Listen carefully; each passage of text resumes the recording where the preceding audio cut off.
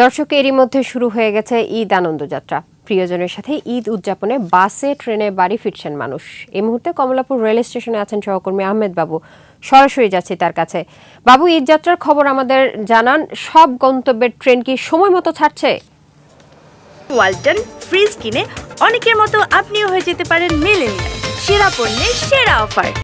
হ্যাঁ, ধন্যবাদ ইশরাত। আপনি জানেন যে গত বুধবার থেকে সারা দেশে ট্রেন যাত্রা শুরু হয়েছে এবং আজকে শনিবার কমলাপুর স্টেশন থেকে যতগুলো ট্রেন ছেড়ে গেছে সবগুলোই শিডিউল টাইমের কাছাকাছি ছেড়ে গেছে, 2-5 মিনিটের ডিফারেন্স। এছাড়া একটি ট্রেন ছেড়ে গেছে একটু লেটে, সেটা হচ্ছে ধূমকেতু রাজশাহীর।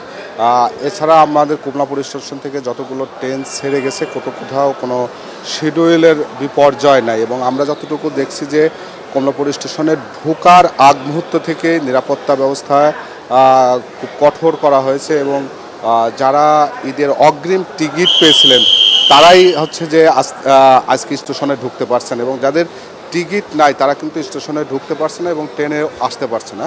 এই কারণে আপনি দেখতে পাচ্ছেন যে ট্রেনের স্টেশনে কিন্তু যাত্রীর চাপ কিন্তু কম। আগের মতো যে স্টেশনের যাত্রীর যে চাপটা ছিল সেটা কিন্তু নাই। গত ঈদগুলোতে আমরা যেটা দেখেছি, এবছর কিন্তু স্টেশনের একেবারেই নিরিবিলি এবং কোনো চাপ আমরা দেখছি না।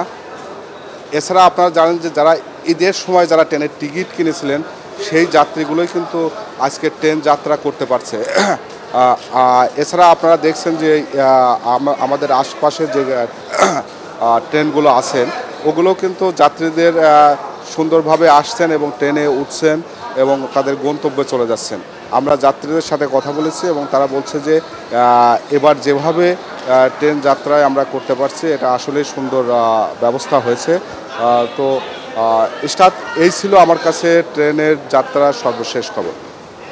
ওয়ালটন ফ্রিজ কিনে অনেকের মতো আপনিও হয়ে যেতে পারেন মিলেনিয়াল। সেরা পণ্যের সেরা অফার।